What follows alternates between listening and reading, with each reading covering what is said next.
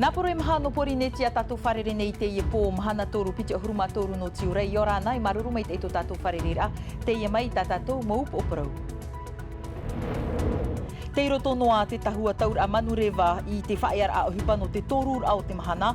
Te papu aitain ur ai roto i te mo tua tapapara. Warawe te reir au te mo horopate te i te pai no te whanoatu i te pa raromat ei maa. Tā tātou api hei watu aronui e hi o mai tātou te mo tohur a nā reira atu ai whariu atu o mai tātou i e te mo maona o te pupu horue no te whenua marite no te whaahopena ni e te titi ar ata i te teime tataur a i te ahupo o. E tumu prau hope ano te ie vea hafof at o mai tātou te prau no te tapa, fof atumu te ie o te riro i te imir a fof a papu no te whenua nei, te opuar a te ie o te vovo hia i roto i te rurur a te mo mero no te pūmatutu te arau e matau i nanhei nei.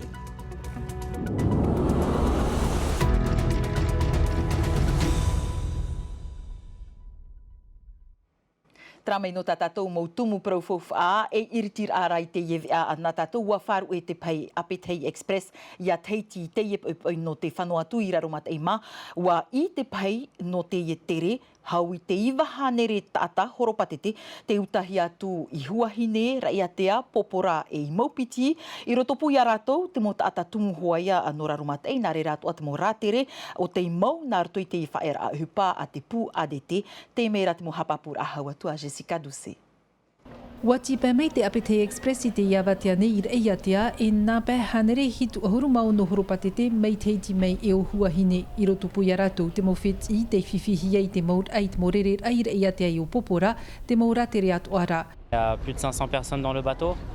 Suite à te pai hanere tātai rutu i te pahi muri e te whaeara a hupa ADT.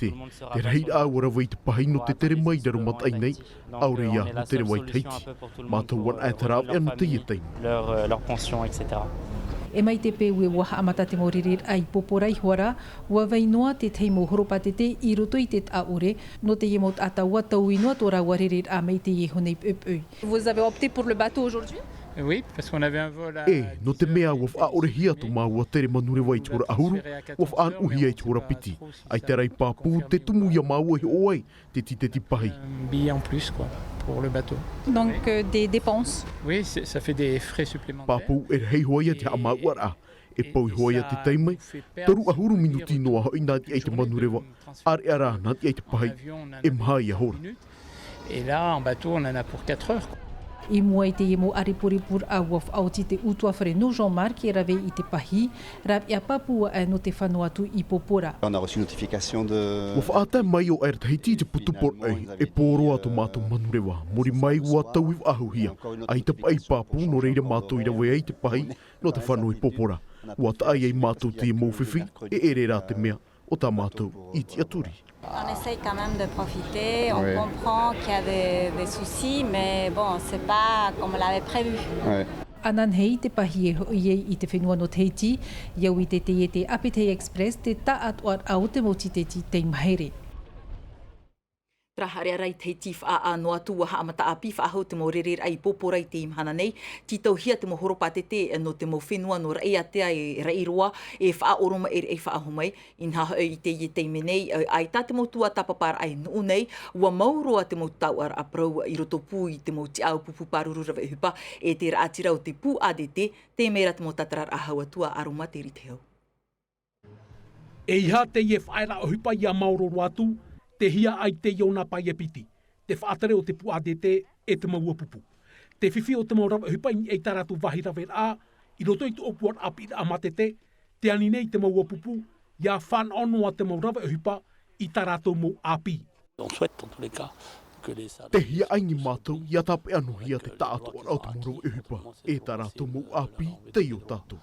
Te ti ai nei te moha apapur a ADT e tō te hau whenua. Maha ahuru mai wain e te hanere te fau a te hau whenua e wain nei i roto i a ADT. I tōna pai atoa, ai tā te hau whenua hin aro i a whaatumu rohia te e whaera au hipa. E inha, ua whaara a te ahia nei te maua pupu te e whiwhi to tiare. Tau ap ai tēnei. Te hamatana he oi te heivatu aronui. Heivatu aronui o tā te maua pupu e ore hin aro. Ia taupupu. Ho e whanora papu teria, ho e whanora oa teria, Koe whanau rā e dia hopa i tō tātou muratamari e roa me ti tei mu mā mea auru anei, aure ra piru. Noria, ere mātou i roto te e whanau rā ina aro mātou e hawhiwi. Hina aro atoa te apupu e wharerei tino roa te whaatarehau nui mari Abgeminu, whaatarehau te taimai a amhana pae i muri nei. I te ie tara amhana roa nei, ho e a opuat a whaera o hipau te tuhia i te apupu ati eimua i te taur amanu rewa. Opuat a whaera o hipa no te teie te teiti surte, teie te teie e tia au nei te pārururu ai te hārei a no te maurere a no te aramai. E mana te ie opuat a whaera o hipa i te toru ohuru no te ie au e tiurai nei. Rai te te ato aprau o te riro i te mana i te iepo te whaeara a hupa ia te wharera tainhahau te ani nei te maupupu CSTP wha o CSIP o oito erima e te aupupu sapot o Ngāti Wharerata e o mararape i mo ia whaaturahia te whaaur au te tarimahia i te AFF Puarema iri i te ewa amuia tu te mo te aupupu paruru i mua i te whaaterera ia a Hina Delva te imeira te mana o Patrick Galno te wiwihi atu e he manu tei. Horo mai e tuptari te mu mana, tahari mara, no tana mea te hinaro nā mātou e hapapu mai te whauwaro tō tātou pū o pete e te ara behupa, nā ro te ara behupa e tāmai te e hi oro rato e nā whepai e tō pete e ora ai, o i te tātou i awo tāpone hāna tu, te mu whea te rona i ni hio te e whauwha ta opete. Oria e mātou i naro hapapu e hiro ta opete te mana.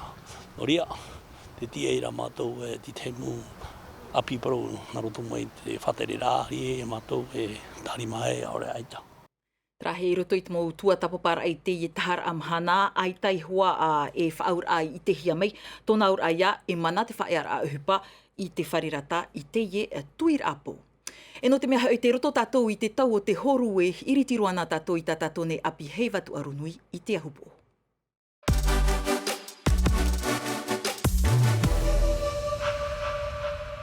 Toru mahana e toe nei hau a iritihia i te hei watu arunui no te horu e i te ahupo e iau te motohur a e ere te mairer a tō tātou hoa mo ma o nā kaulivas te o wahine fiero te iriro i te harumai i te pera pai o wahairero atu tō mātou mo papa e a ori ano te fo e o Desire te iwa o e whawhai te mana o te whea horue no te whenua nei nā re rato ato te ara ratou te iroto i te whaahe ai te haupo hau a opanirohi ai te tomora i te arapu to o Aotera te meira te puohur a atau hiti tau niwa musan.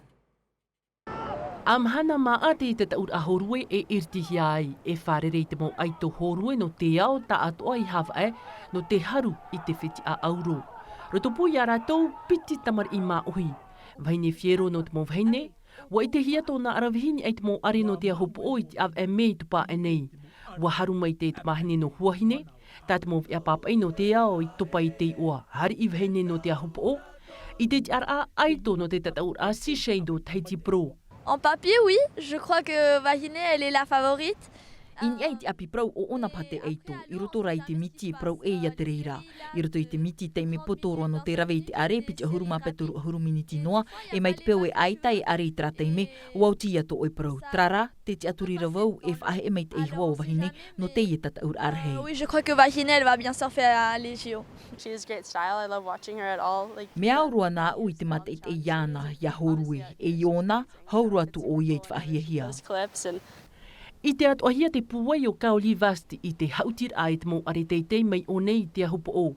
Te mea i matau atoahia rai te whia horue no rāpai mai. Es su casa, es su patio, entonces... Mea papu, e eri te hupa ohi e no te aru iana, tra rā e tāmata. Pero nada es imposible y... Right here, right now. No te iehei watu arunui, e ata te ie mea tano i hap ohia, e tamar i teiti te ie e ua mātou o ie te whahe i te ie are. Te mea pāpū, en heneta te enau ei tō i te aturin ei te nun ama ohi te turu nei yaraua.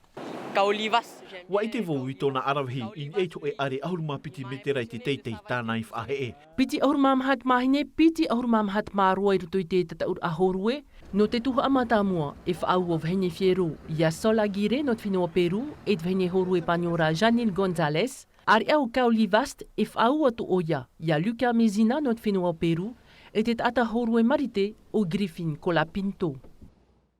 Trahe no te e poe hi o ato o mai tātou te prau o nā mahama o nā no te pupu horu e no te whenua marite e piti tamaroa John Florence e o Griffin Colapinto e piti tamahine atoa Kari Samor e o Kathleen Simers e mo ei toan a te i o te tuir o e o te tui i te ro i te au nei pupu atoa e te iar heihia nei mai ta aromater i te hau hapapu mai a tātou.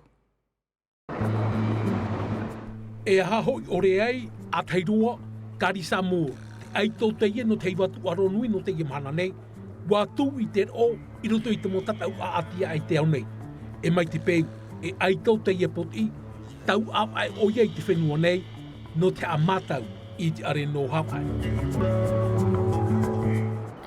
E vai tā e mau te ie, e are nin he mau, ai ta vau ina tī te i ari, te tumu ia vau i wha ea maoro i o nei. E te mea papu, ai tau Kari Samur, i hare noa mai e hea matau te are no hawai. Hara mai rā, e titau te ti a aito, te whiti a auro, turuhia, e tona mohoa no te pupu marite.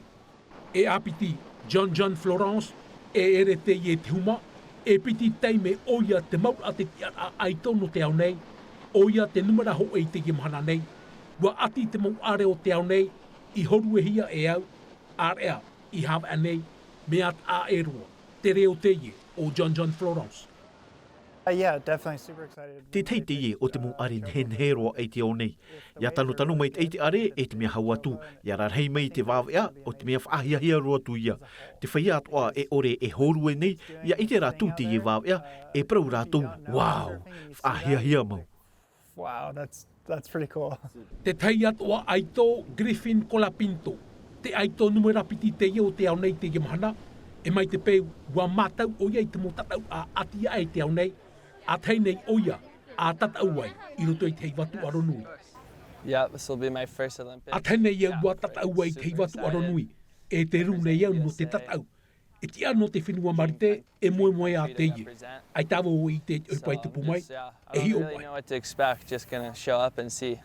E te maona hope au te pupu marite, o Kathleen Simers, te aito numera piti te ia o te au nei te iamahana, a huru mau au noa na mataiti, e moe a te ia nona, te or atu rutu te pupu maiti, no te whenua marite.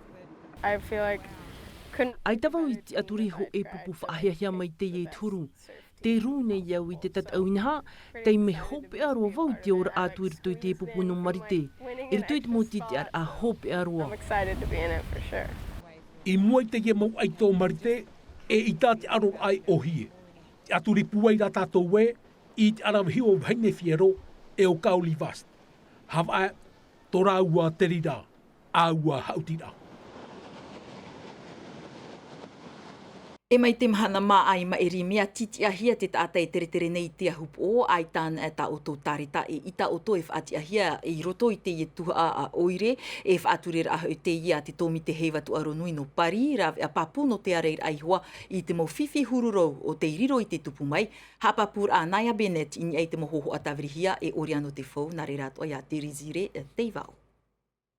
Ati ei no tu te hoper au te hewa tu aronui no te haupo, ti tauhi ai te nei i te mota atatu ai hina aro e tere haua tui te whare oire no te ahupo i to e prauf atia. Nani ai te tata e nani atuara i te whauroa. E hi opo amatu te whauroa e te tata. Ai ta e whata e a te huru o te whauroa matini o rea o re rai matini. Me one atu mea e ta te pao te hi opo a e te pao te prauf atia. Ti tauhi at mota atatu ai rutu ho e pre o e prauf atia taratu. Ho e ahuru no te pre o ti tauhi a ho e tap off at a e hia. No te apapu e wa tap o hia ratu i rutu i ta matu matini rorowira. Titi ar ate ye e hamohia mai te hora peit a ahiata te atu i te hora hitu i te pō. No te whaia e noho nei reira wara e nā ratu i te whanhora e prauf ati atu o tā ratu. I te tap o kilometera aure i te e aturura e ta rotu ia te titi ar ai reira. Prauf ati at a e ahau te titauhia i reira. In ai te taatu ar out ure no te haup o te veira hoa te e mau titi ar a. Ta e noa tūna wahi hi opo ar a e hamauat o matu te te mohi opo ar at ata e ma te ore e whaara e ratu. E te tap o kilometera aure, prof ati at a e whahau te titau ia.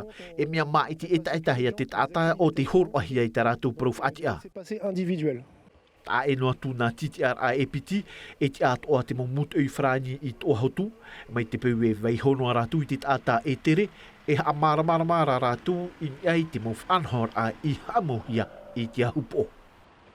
E te tei atu aprau api topa mai te imhana nei te whenua hoara a Frani i pari ua whaara te tomi te heiva tuaronui no te ao nei tāna whaotira no te whaatupu i te heiva tuaronui e te mahauti atoa te tātahuma mero no te tau toe i te matahiti piti taua tinia toru ahuru ua whaotihia i ni ei te mau IVP hia Alpe Française i reira i tupu ai te i mahauti no te tau toe e te hiona. E traho mana te at opro e opani te ie api pro no te heiva tuaronui i te ahupo.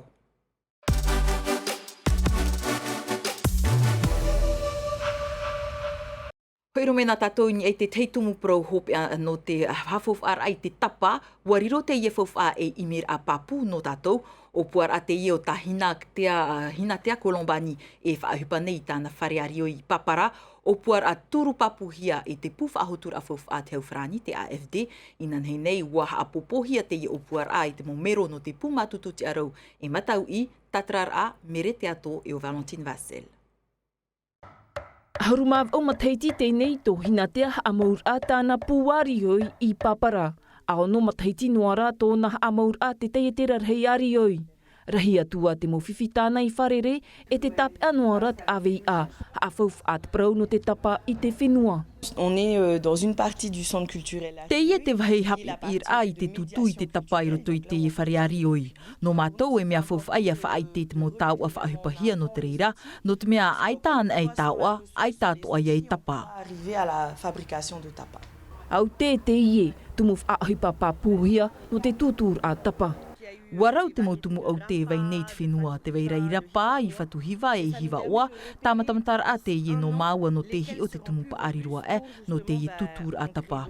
I reira e tanur hei ei, e nen he te mo utua whare e tanu i tō rato hei. Te ie te tei tapa whaahupahia i te au te, no te ua whaahupahia te huahua of e hururau e i te tapau o te tei mautumu. On se rend compte que I reira oe e i te ei te whaanone tātou i tu e whauwhano anan hei iau te ie mo huru e te mea enen hei hamani. La richesse des pigments. Whaatupu i te ohipa, whaahotu te whauwhao te whenua, arata ei te mo teiete no te whenua e turu i te mo ohipa whaahotu a tau, te whaia o te ie o puar a. Côté AFD, on a réussi à mobiliser une subvention. I te pau te AFD, pirit ahuruma pe milioni te whai tomoni tauturu ta mātou i haaputu no te arata ei te hau whenua, no te hamau i tau e ture no te ie o puar a. Tā o ie whaahia hiara. Là, ça y est, enfin, je suis ravie.